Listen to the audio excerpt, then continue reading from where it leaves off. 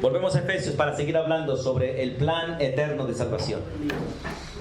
Y estamos hablando de lo que Dios Padre hizo antes de la eternidad por nosotros. Y dice el versículo 3: bendito sea el Dios y Padre de nuestro Señor Jesucristo, que nos bendijo con toda bendición espiritual en los lugares celestiales en Cristo.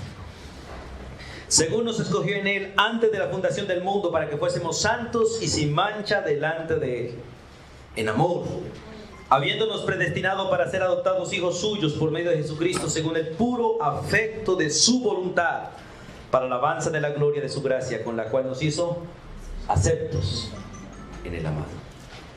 Amado Dios, gracias por el privilegio que tenemos de seguir aprendiendo de ti, escuchándote a ti y siendo formados para vivir conforme a tu voluntad. Gracias por ese plan eterno, Señor, que tú hiciste a nuestro favor. Gracias porque no somos salvos porque nosotros te buscamos, sino porque tú nos escogiste y nos buscaste para salvación. Y gracias por ser el pueblo amado tuyo, el pueblo que puede escucharte, el pueblo que puede entender tu palabra y hacerla también. Oramos para vivir en la posición que tú nos diste en Cristo, como hijos amados. Y gracias por este remanente. Y oramos por mucho pueblo que no está con nosotros. Guarda tu pueblo. En el nombre de Jesús. Amén. Y amén. El domingo pasado, hermanos, estuvimos hablando sobre que Él nos escogió. Pero hoy vamos a hablar sobre la predestinación. Estos dos temas para muchos hermanos son difíciles de entender. Y hay cantidad de iglesias que no aceptan esto por ningún lado, hermanos. Por ningún lado. De hecho, hay muchas iglesias en el oriente antioqueño, en Medellín, que a nosotros nos tratan como herejes, o a mí me tratan como hereje por predicar eso. Pero la Biblia lo enseña. Y es maravilloso aprenderlo. Dios nos escogió, pero también nos predestinó. Y vamos al versículo 4 para unirlo con el 5 nuevamente. Vamos allí. Dice: según nos escogió en Cristo antes de la fundación del mundo, para que fuésemos santos y sin mancha delante de Él. ¿Y en qué lo hizo? En amor. ¿Cómo lo hizo? Habiéndonos predestinado para ser adoptados hijos suyos por medio de Jesucristo, según el puro afecto de su voluntad.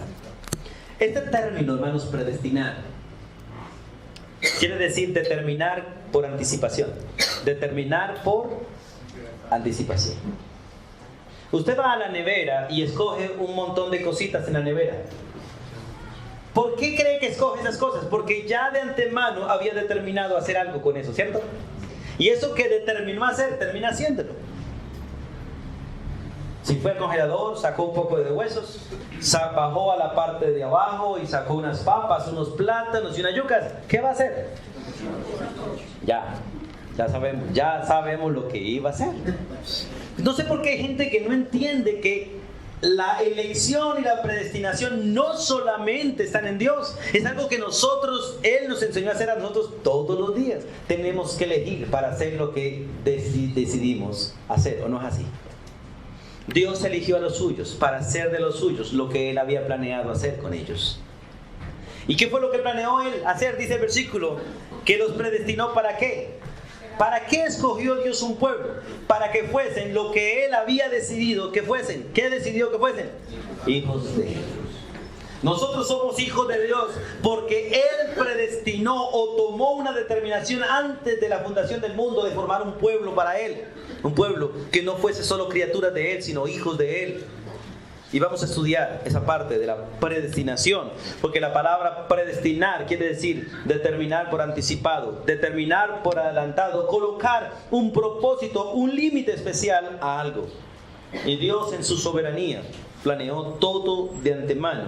Y cada cosa, hermano, cada cosa fue establecida en su tiempo y con un propósito indicado en su plan soberano y en su plan eterno. Y ese plan da la gloria a Dios. Da la gloria a Dios. Vamos a mirar la escritura. Vamos al libro de Hechos, capítulo 4. Vamos a empezar a mirar algo sobre este tema, porque quiero que ustedes lo entiendan lo mejor posible y se dispongan delante del Señor para entender que los planes de Dios no son planes fortuitos ni llevados a cabo en el momento. Son planes eternos llevados por Dios desde la eternidad y ejecutados en el tiempo presente. En el libro de Hechos, capítulo 4, versículo 28, pero voy a leer desde antemano. Voy a leer el versículo 25. Dice: por boca de David tu siervo dijiste, ¿por qué se amotinan las gentes y los pueblos piensan cosas vanas? Se reunieron los reyes de la tierra y los príncipes se juntaron en uno. ¿Contra quién? Contra el Señor y contra el Cristo. Estoy hablando de lo que hizo Herodes, de lo que hizo Pilato y de lo que hizo el pueblo de Israel y todo el liderazgo de Israel, el sumo sacerdote, el Sanedrín y todos ellos. ¿Cómo se reunieron los reyes de la tierra? Allí estaba representado el César con Pilato, con Herodes. Y todas las religiones ahí representadas con los príncipes. ¿Quién eran los príncipes de Israel? El sacerdote, los sumos sacerdotes eran los príncipes de Israel. Se juntaron en uno contra el Señor Jesucristo. Versículo 27. Porque verdaderamente se juntaron en esta ciudad contra tu santo Hijo Jesús, a quienes ungiste. ¿Quiénes? Herodes, Poncio Pilato, con los gentiles y el pueblo de Israel. Pregunta: ¿por qué y para qué? Versículo 28. Para hacer cuanto tu mano y tu consejo habían antes determinado que sucediera. Yo no sé si usted conoce ese Dios, pero yo sí conozco ese Dios. El Dios que no hace nada por casualidad. El Dios que hace todo porque lo planeó. ¿Quién va a gobernar? ¿Cuál de los cuatro va a gobernar? No el que el pueblo elija, sino el que Dios ya eligió. Y Dios está usando a un pueblo tristemente ignorante. Porque el pueblo de Colombia en estas votaciones sí está mostrando ignorancia al 100% en todo. Y lo triste, ¿sabe qué es? Que la iglesia está mostrando demasiada ignorancia en este momento. Es triste ver tanta iglesia metida en política y peleando por un político, apartándose de su verdadero rey y señor para elegir un hombre. ¿Usted debe votar? Claro que sí, pero no para elegir gobernante. Usted tiene uno por los siglos de los siglos y su nombre es Jesús de Nazaret.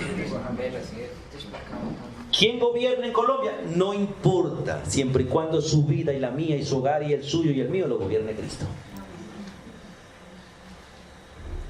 Así que no salga con camisetas a apoyar a un hombre. Póngase una camiseta blanca que diga: Jesús es mi Señor y el Salvador de mi vida, y salga. Eso le da pena a la iglesia. Eso sí le da pena a la iglesia. Salga a gritar que Jesús es el único y verdadero Dios y que Él reina, sobre todo reino, y que su reinado permanece por los siglos de los siglos.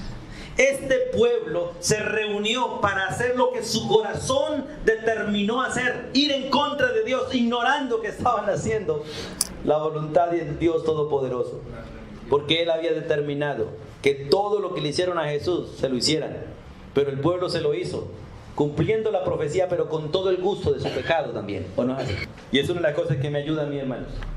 En el ministerio, si hay algo que me ayuda a mí a soportarlos a ustedes y a que ustedes me soporten, es entender esto: que ninguno de ustedes se puede levantar contra mí y decir nada de mí si Dios no se lo permite.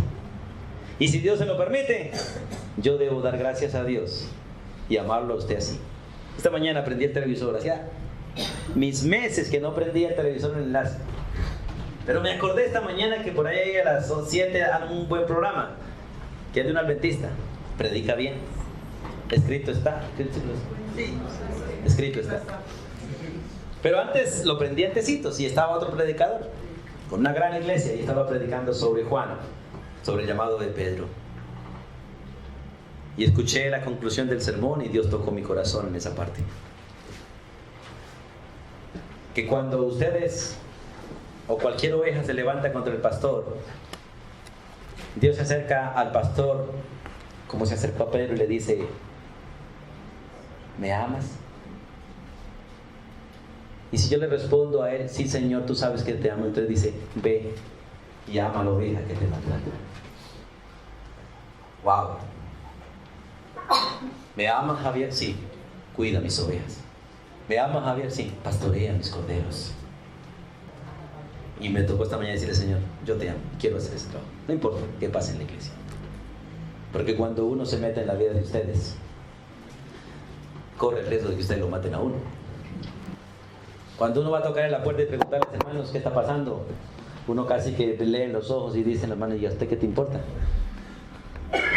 Pero entender que Dios tiene un plan de antemano le da una fuerza para seguir adelante. Y lo maravilloso en esto, hermanos, es eso. Por eso, estos procesos, hermanos, todo esto está en el plan de Dios.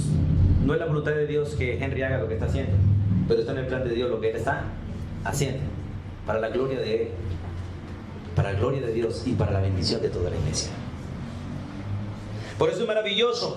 Dios no quería que ninguno de nosotros se levantara contra Cristo, pero era necesario que sucediera lo que le pasó a Cristo y que el pueblo mostrara su pecado contra Cristo para que Cristo muriese por nosotros y la salvación viniese a nosotros y el pueblo entendiese y nosotros entendiésemos cuán malos somos nosotros, que aún contra el mismo Dios nos levantamos.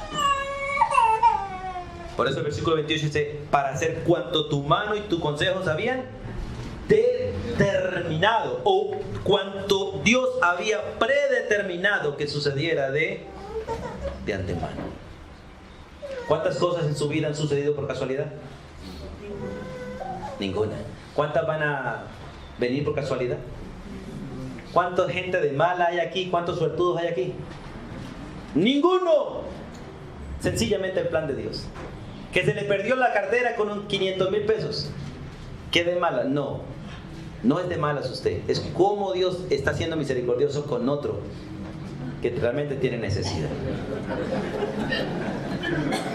Con otro que realmente honra a Dios y está probando su corazón a ver cómo reacciona cuando pierde 500,000 pesos.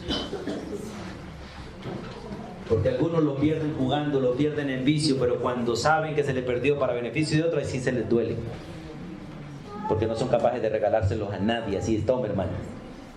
Y Dios tiene que hacer que se pierda para que el otro lo reciba, aunque usted no quiera. ¿Y eso quién lo determina? Dios. Ahora, no le echen la culpa a Dios de sus pecados. No, Dios no determina lo que usted decide hacer. Pero Dios ha determinado todas las circunstancias en las cuales usted tiene que decidir qué debe hacer. Por eso, pase lo que pase, dele gracias a Dios. Y pase lo que pase, cuídese de no reaccionar mal ni de pecar contra Dios. Porque lo que pase es voluntad de Dios, pero la decisión y la reacción es tu responsabilidad y la mía. Y vaya que nosotros tenemos que aprender. Romanos 8, 28 y 29, hablando de lo mismo. Vamos a Romanos 8, 29 y 30, vamos a leer nomás. Romanos 8, un texto muy conocido que algunos lo saben de memoria pero no entienden nada de lo que repiten. Romanos 8, vamos a leer del 28 al 30. Y sabemos, ¿cuántos de ustedes saben? Que los que aman a Dios, todas las cosas les ayudan. Hermana Cristina, ¿lo que está sucediendo es para bien tuyo? Sí. Y ya lo estás entendiendo y me alegra por eso. ¿Y para el bien de la iglesia? También. También. Sabemos que los que aman a Dios, todas las cosas les ayudan a bien. Esto es, ¿a quiénes? A los que conforme a su propósito son llamados. Porque hay un llamado. ¿A quiénes llamó Dios? Versículo 29. Porque a los que antes conoció, recuerden lo que estábamos hablando antes de escogidos. Porque a los que antes conoció también los predestinó. ¿Qué es predestinar? Colocarles un propósito específico. Y yo no sé cuántos de ustedes puedan entender esto y darle la gloria hoy a Dios. Que ustedes fueron predestinados para ser hijos de Dios y vivir para Dios por los siglos de los siglos. Entonces apartémonos del pecado, hermanos. No amemos este mundo ni las cosas que están en el mundo. No vayamos en pos de las cosas del mundo. No vayamos en pos de aquello que el mundo ama. Vayamos en pos de aquello que el mundo aborrece. En pos de Cristo. Y si usted no lo sabe, pero lo está oyendo, preste atención. Porque si lo puedes oír y entender es porque Dios también te está llamando y te ha escogido para que seas su hijo. Pero los que antes predestinó, a los que antes conoció, también los predestinó ¿para qué? Dice, para que fuesen hechos conforme a quién? A la imagen de su Hijo. Ese es lo que Dios quiere en usted y en mí. Hermano, ¿qué tanto te pareces a Jesús hoy? Vistes como Jesús, actúas como Jesús, pensamos como Jesús, reaccionamos como Jesús. ¿Estamos dispuestos aún a morir como Jesús por amor a otros? ¿O estamos dispuestos como los líderes de Israel a matar a uno con tal de que los demás vivan? Porque hay muchos hermanos que quisieran matar a los demás con tal de que ellos puedan vivir. En el hogar uno ve eso, cómo la mujer quiere que el marido se muera para que ella viva. O cómo quiere el marido que ella muera para que él viva. O cómo algunos hijos quieren que papá muera para ellos vivir. En la iglesia, el anhelo nuestro sería morir para que otros vivan. Vamos a otro texto. 1 Corintios. Primera carta de Corintios, capítulo 2. Versículo 7. Porque hay cosas, no solamente el hecho de ser hijos ha sido predestinado. 1 Corintios, versículo 2, voy a leer 6 y 7, dice: sin embargo, hablamos sabiduría entre los que han alcanzado madurez, o sea, entre el pueblo de Dios. Y sabiduría no de este siglo. Recuerde que la Biblia no es sabiduría de este siglo, por eso el mundo no la aprecia. Ni de los príncipes de este siglo que perecen. Por eso, hermanos, no amen la sabiduría del mundo, amen la sabiduría de Dios. Capacítense en las cosas de Dios. Versículo 7. Mas hablamos sabiduría de Dios en misterio. ¿Cuál sabiduría? Dice, la sabiduría oculta, la cual Dios predestinó antes de los siglos para nuestra gloria. Hermanos, ¿para quién Dios decidió escribir este libro? Para su pueblo, no para el mundo. Por eso el mundo no ama este libro. El mundo aborrece este libro. Por eso les he dicho a muchos hermanos, no estudien la Biblia en el celular, estudien la Biblia en la Biblia. Cuando salen a cualquier lugar, no lleven su celular como Biblia. Cuando vengan al culto, no traigan su celular como Biblia. Traigan la Biblia, hermanos. Porque este libro los identifica con Dios, el celular no. Y donde quiera que usted esté leyendo este libro, la gente se va a dar cuenta que usted no es de este mundo. ¿O no es así? Que usted pertenece al reino de los cielos. Nosotros estamos aquí de paso, no somos de aquí, estamos de paso aquí. Nosotros somos de cielo nuevo y tierra nueva. ¿Y sabe qué nos identifica? Este libro nos identifica. Pero tristemente algunos no quieren ser identificados con Dios. Cargan la Biblia en el celular. Y no es pecado cargarla en el celular, no le estoy diciendo que no. Es que este aparato no los identifica con Cristo. Este libro sí. No estoy en contra de la tecnología, pero algunos aman más la tecnología que la voluntad de Dios. Y este libro sí es voluntad de Dios. ¿O no es así? Efesios 1. Vamos a leer el 11 también. Volvamos a Efesios 1. En el texto que estamos, el 1.5 donde dice que nos predestinó, pero el 11 también dice: en él asimismo tuvimos herencia. ¿Por qué la tuvimos? Dice, habiendo sido predestinados conforme al propósito del que hace todas las cosas según el designio de su voluntad. No sé si ustedes pueden entender. ¿Por qué usted es heredero de Dios? ¿Por qué? Escúchenmelo. ¿Por qué usted y yo somos herederos de Dios? ¿Por qué? Porque hacemos la voluntad de voluntad.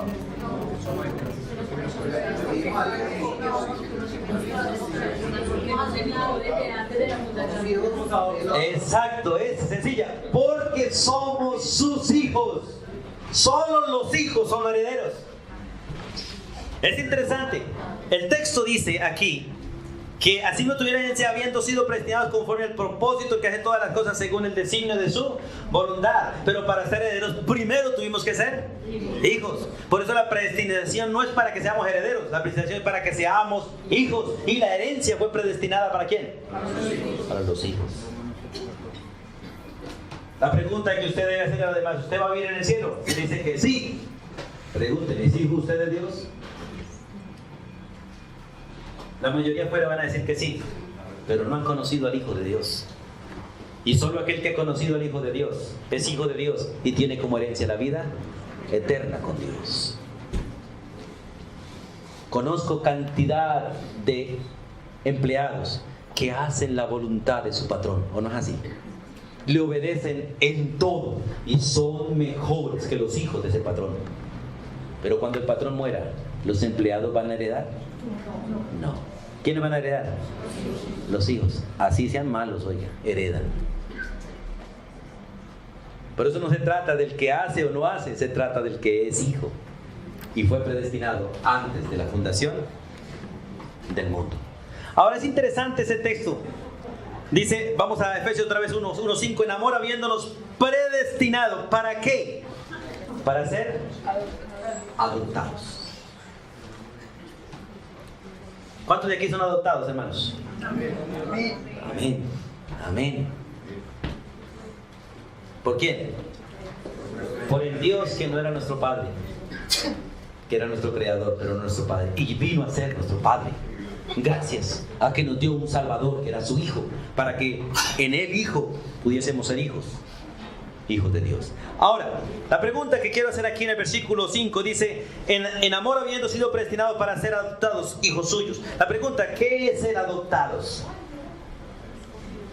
¿Qué es ser adoptados? La palabra adopción en la Biblia quiere decir dar el lugar y condición de hijo a alguien quien no le pertenece de forma natural. Eso significa la palabra adopción. Dar el lugar y la condición, porque no solamente el lugar, sino la condición de hijo a alguien a quien no le pertenece de forma natural. ¿Quién de ustedes, quién de nosotros realmente merece ser llamado hijo de Dios? Nadie. ¿Y a cuántos se nos otorga el derecho de ser llamados? A todos los que creen en Cristo nomás. Solo por Cristo tenemos el derecho de ser llamados hijos de Dios. ¿Cuántos son criaturas de Dios? Todos. ¿Y cuántos hijos? Solo los que creen en el Hijo. Por eso es muy claro el texto. Jesús vino al mundo y el mundo le rechazó. Mas a todos los que le reciben, a los que creen en su nombre. ¿Y cuál es el nombre del Hijo de Dios? Cristo, Jesús, les dio la autoridad de ser llamados hijos de Dios. No por sus obras ni por su fe humana, sino por Cristo Jesús. Por eso es maravilloso entender esos textos y es maravilloso mirar la Escritura. Vamos a Romanos 8:15, por favor. Vamos a movernos un momentico en la Biblia para ir mirando esta palabra adopción. Romanos 8:15. Porque a ninguno de nosotros teníamos ese derecho que ahora se nos otorga, el derecho de ser llamados hijos de Dios. Romanos 8:15, la Escritura dice: pues no habéis recibido el espíritu de esclavitud. ¿Qué recibimos?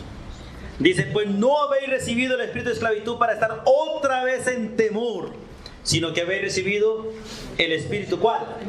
El de adopción, por el cual clamamos, papito mío. ¿Por qué puede usted llamar papito mío? Porque fuimos adoptados. Yo a veces miro a las mujeres que le dicen a su marido papi, y digo, wow, esta mujer se ve como la hija de ese hombre.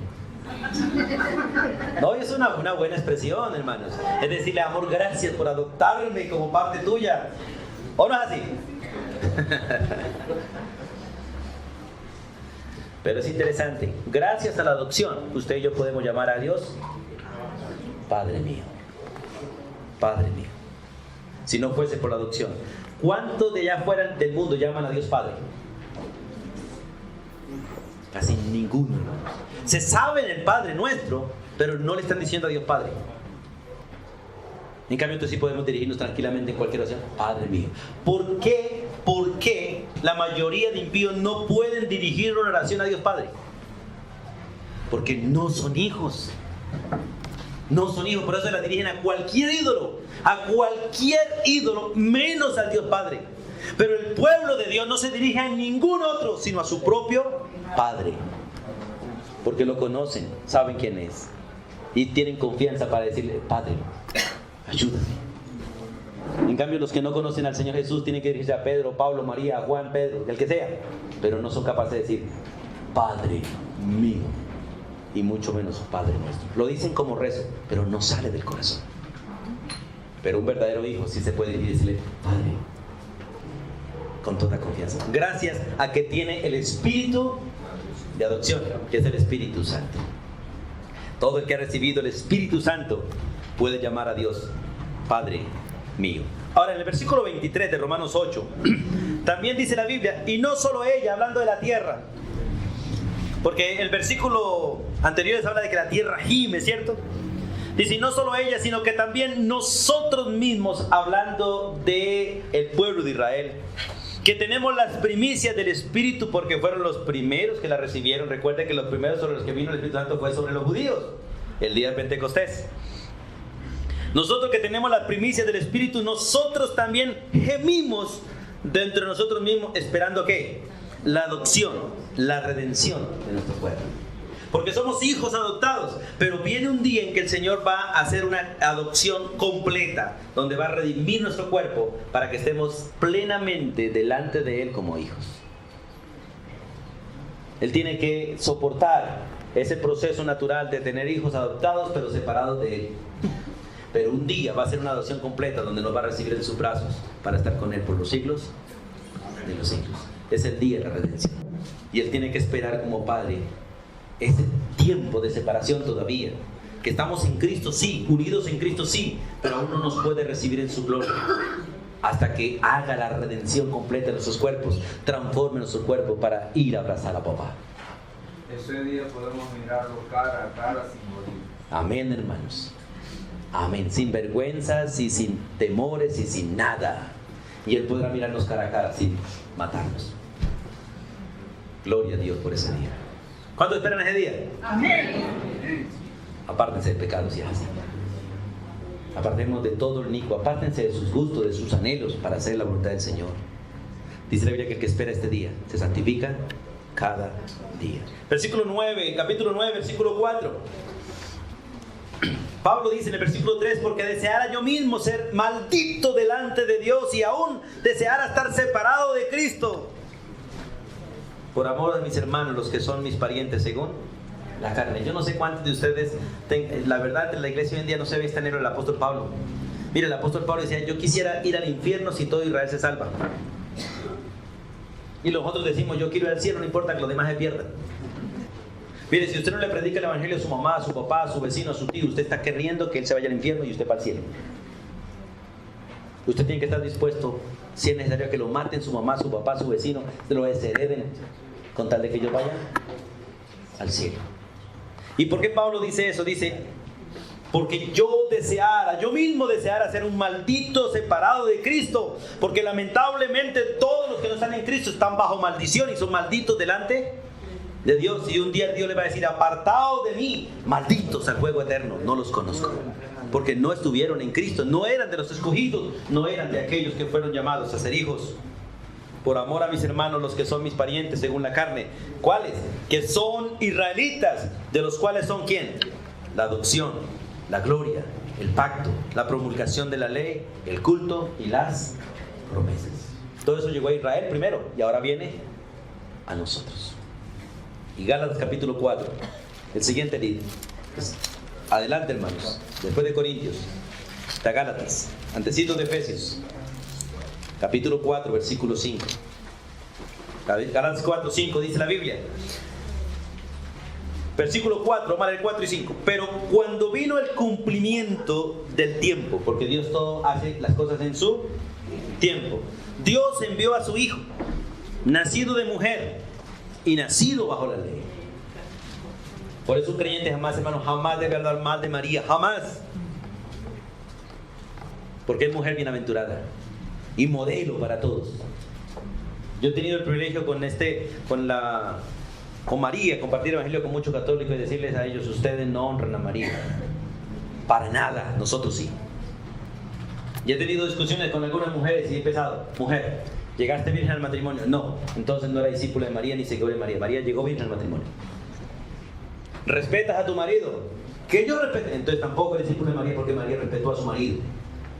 ¿Cuidas a tus hijos o los has abandonado? Los he abandonado, los he dejado en esto, aquello. Entonces tampoco eres discípulo de María. María nunca abandonó a sus hijos y estuvo con ellos aún en el tiempo de su muerte. ¿Por no enseñar la Biblia eso? ¿Alguna vez has decidido obedecer a Dios aunque le cueste la vida. Nunca. Entonces no eres discípulo de María. Porque la discípula de María, María decidió obedecer a Dios sabiendo que podía morir. ¿O no es así? Y a veces la admiro. María no vestiría como usted.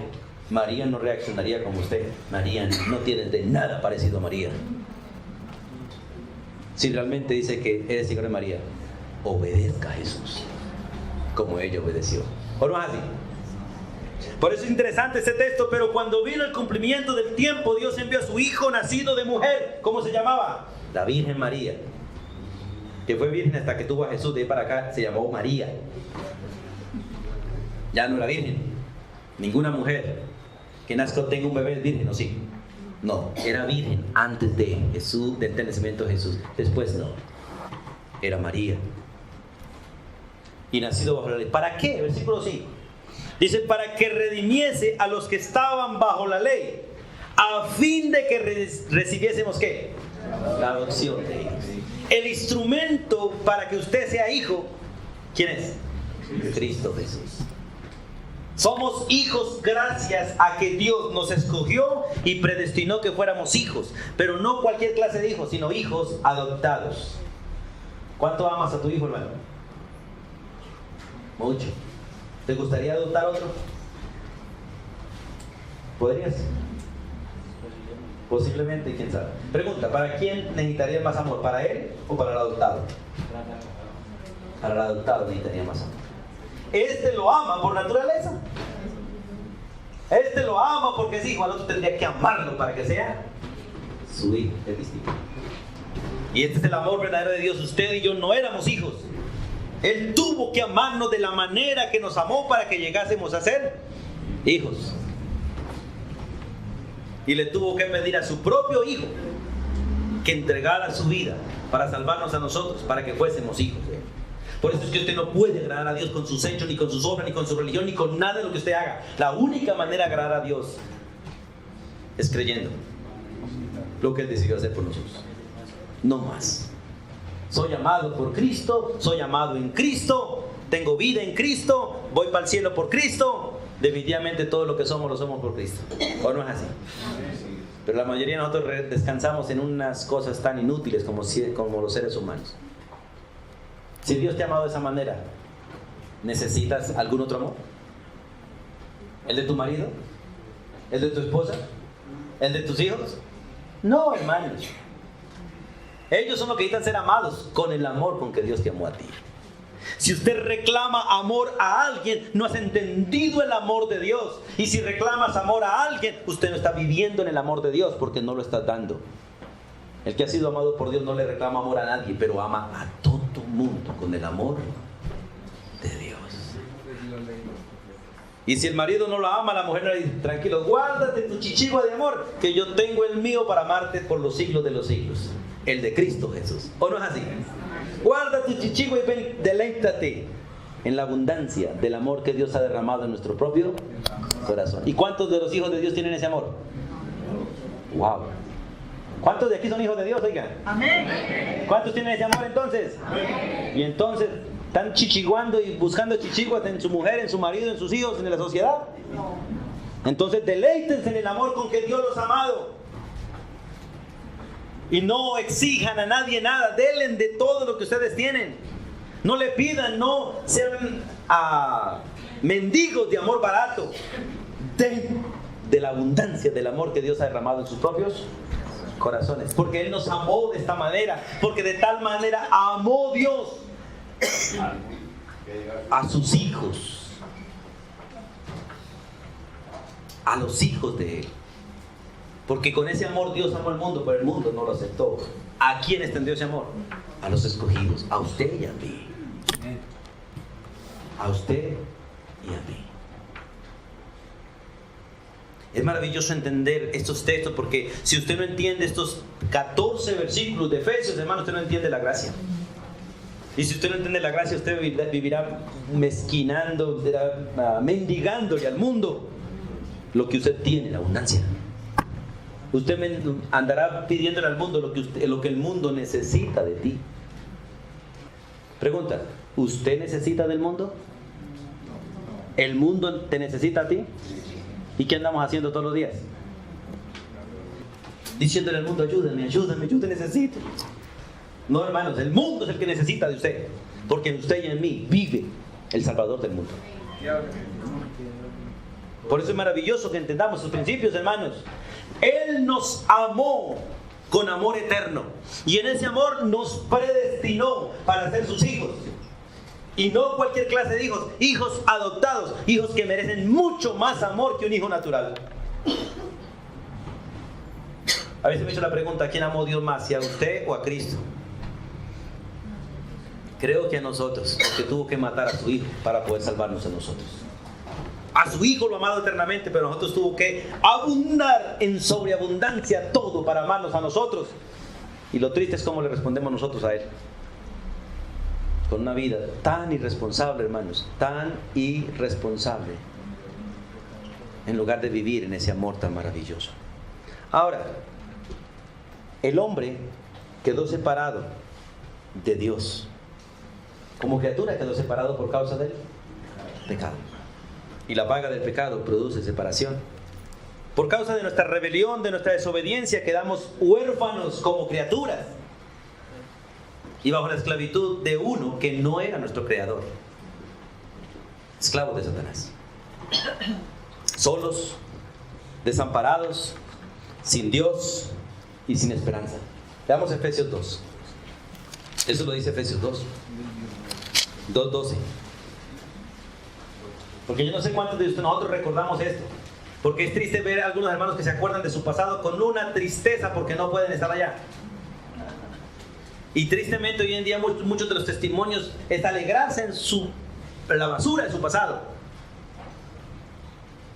Pero Pablo dice, acordémonos, versículo 11. Por tanto, acordaos de que en otro tiempo, o sea, antes de que ustedes conocieran a Cristo, ustedes estaban, ¿cómo éramos? Estábamos en la carne, éramos incircuncisos. Y el versículo 12, en aquel tiempo estabais sin Cristo. Como estábamos sin Cristo, estábamos alejados de la ciudadanía de Israel. Como estábamos sin Cristo y alejados de la ciudadanía de Israel, estábamos ajenos a los pactos de la promesa. Y por lo tanto estábamos sin esperanza y sin Dios en el mundo. Hermano, ¿cuántos de los impíos son ateos? ¿Cuántos de los impíos son ateos?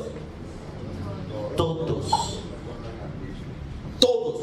Porque ellos viven en el terreno de Dios, pidiéndole a Dios sin tener en cuenta a Dios. Por eso dice el texto, sin Dios en sus vidas. ¿Ateos? Eso era usted y eso era yo antes de conocer a Jesús. Por eso doy gracias a Dios que a Dios le plació poner un propósito conmigo, un propósito con usted. Que conociésemos a Cristo y conociendo a Cristo llegásemos a ser hijos de Dios. Ahora cambian las cosas. Ahora tenemos un Salvador, un Cristo. Ahora somos miembros de la ciudadanía. Ahora no estamos alejados, somos miembros del cielo. ¿O no es así? No estamos ajenos a los pactos, los conocemos y estamos en el mejor pacto. En el pacto que hizo Cristo por nosotros. ¿Tenemos esperanza? ¿Sí o no? Y tenemos a Dios en este mundo.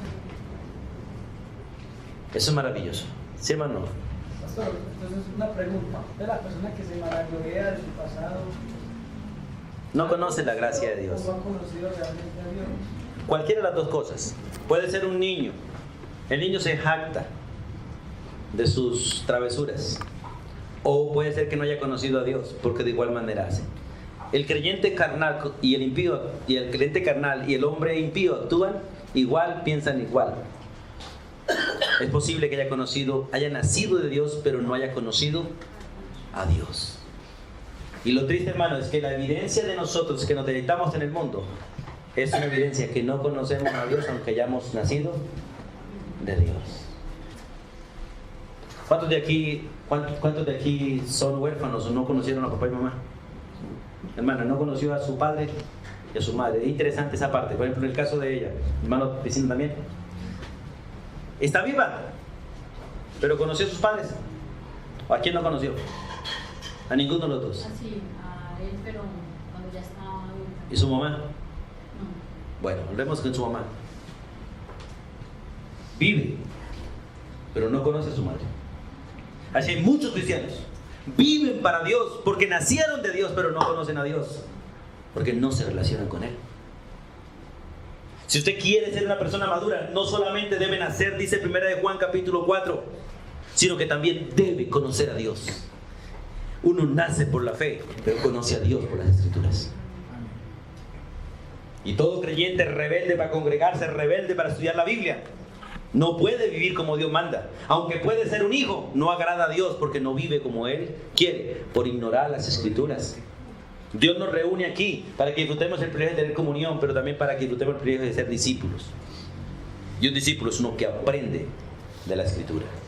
Por eso estaba allá en el mundo inútil, sin probabilidades de justicia, sin entendimiento, sin capacidad de buscar a Dios ni a la familia de Dios, desviado, sin dirección, enfermo, entregado a lo malo, destinado a destrucción. Lo que dice Romanos capítulo 3. ¿Recuerdan Romanos 3? Vamos un momentico allí. Para que miren cómo mira Dios a una persona que está sin Cristo. Romanos 3, versículo 9. A ver. Romanos 3, versículo 9 en adelante. ¿Qué pues, dice el apóstol Pablo, somos nosotros los judíos mejores que los gentiles? En ninguna manera, pues ya hemos acusado tanto a judíos como a gentiles que todos están bajo pecado. ¿Y cómo es una persona bajo pecado? Si es una persona sin Cristo, leamos todos. Versículo 10, todos. Como está escrito, no hay justo ni aun uno, no hay quien entienda, no hay quien busque a Dios. Todos se desviaron, a una se hicieron inútiles. No hay quien haga lo bueno, no hay ni siquiera uno. Sepulcro abierto es su garganta, con su lengua engañan. Veneno de áspida hay debajo de sus labios. Su boca está llena de maldición y de amargura. Sus pies se apresuran para derramar sangre. Quebranto y desventura hay en sus caminos y no conocieron camino de paz. No hay temor de Dios delante de sus ojos. Amén. Esa es la vida de una persona que no es hija de Dios. Por eso no podemos permitir en la iglesia que ninguno que llamándose hijo de Dios viva así. Porque no es la vida de un hijo de Dios, es la vida de un impío. Por eso el privilegio de haber sido llamados hijos de Dios. Ahora, si era huérfano, ¿qué necesita? Un padre. Un padre. Primero, un padre amoroso. Uno que tuviese la disposición de hacerle el bien a alguien que no lo estaba pidiendo. Alguien que no lo estaba pidiendo. Si usted va por lo general al bienestar familiar, la mayoría de los niños no están buscando adopción. Están buscando que le abran la puerta de bienestar para salir. Hacer cada uno lo que le parece hacer. Cuando hay un padre amoroso que quiere adoptar un hijo, tiene que ir y buscar. Y los más amorosos buscan los enfermos, los más malitos, los más feitos, los que nadie se lleva. El verdadero padre amoroso busca eso. El padre no amoroso, sino que paga para comprarse un esclavo, compra lo mejor que hay entre los seres humanos. ¿O no es así? Pregunta, cuando Dios envió a su hijo a la tierra, ¿vino a salvar a qué? ¿Lo mejor de la sociedad? Lo peor. Usted y yo somos lo peor de Colombia, hermano. Si no le han dicho, déjame tener el privilegio de decirle, usted es lo peor que pueda existir juntamente conmigo en este país. Allá afuera hay gente mejor que usted y que yo, ¿o no así? Se comportan mejor. Y lo triste que después de haber sido salvos, seguimos comportándonos como es lo peor. Allá hay gente respetuosa, aquí hay gente respetuosa. Allá hay gente honrada, aquí deshonrada. Allá hay gente que no roba, aquí hay gente que roba, siendo hijos de Dios. Allá hay gente fiel, aquí son infieles. Yo a veces me sorprendo a veces en la mañana, 5 de la mañana, 5 y media, a veces que me da por tirar pereza en la cama. Para las 6 a veces me quedo. Y pasa un grupito de mujeres viejitas con una virgen rezando. Yo les digo, Señor, perdónalas por lo que están haciendo, pero perdóname a mí porque yo aquí durmiendo y ella rezando.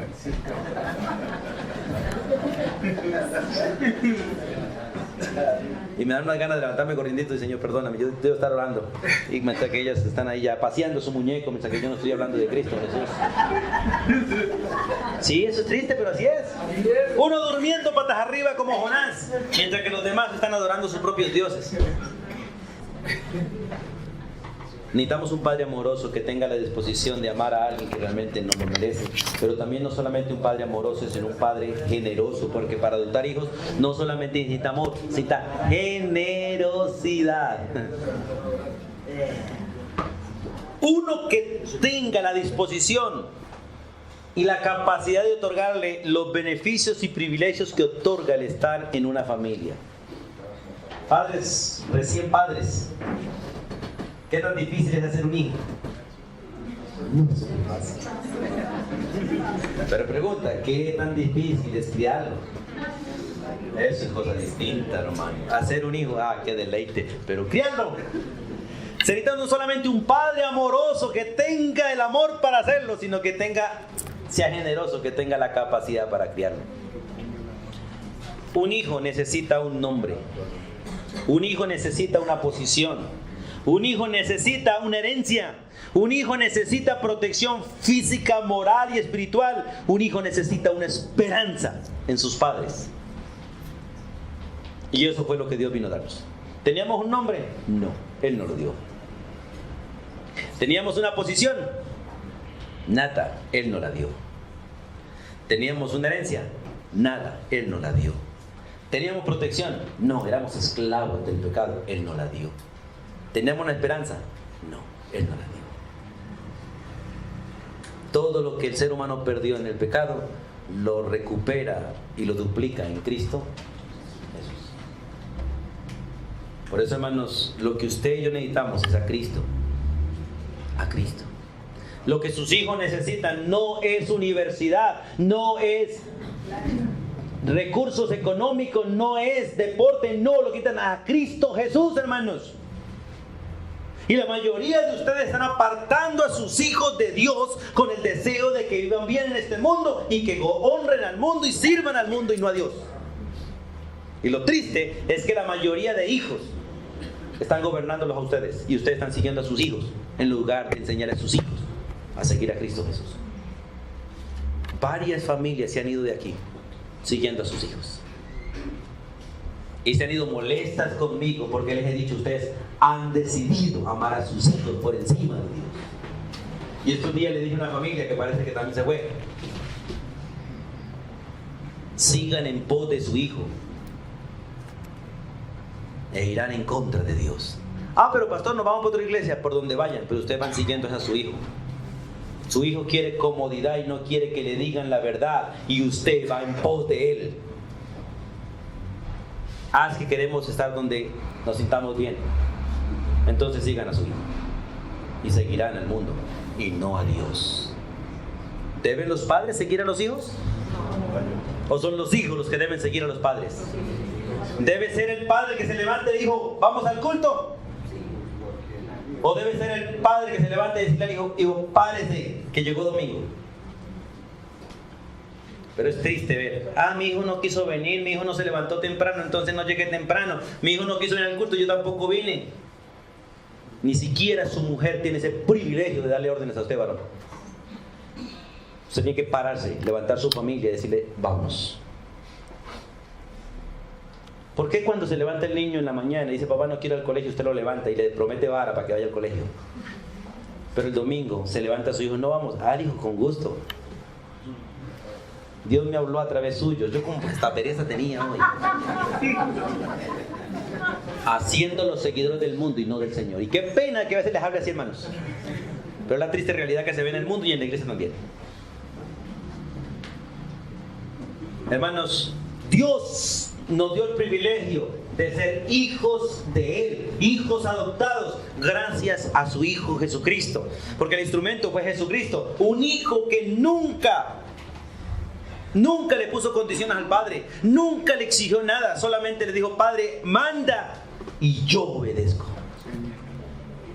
Y el hijo que le pone condiciones al papá, el hijo que se levanta contra el papá, ese hijo es una vergüenza. El hijo que le dice al papá lo que debe hacer y no obedece a su padre es una vergüenza, a no ser que el padre esté errado y el hijo le corrija con la palabra de Dios. Porque un hijo que puede corregir a su papá, puede decirle: papá, no es como tú ni como yo, es como Dios lo dice. Eso es distinto. Eso es distinto. Por eso, hermanos, qué bueno que nosotros aprendamos del Señor. El instrumento de la adopción, dice, es Jesucristo. Todo ser humano escogido puede ser adoptado por Dios como hijo por medio de Jesucristo, que es el único Hijo de Dios. Y Jesús es capaz de salvar a todo elegido que se acerque a Él. Veamos San Juan 6:40, por favor. San Juan 6:40. Vamos allá en el capítulo 6 un momentico.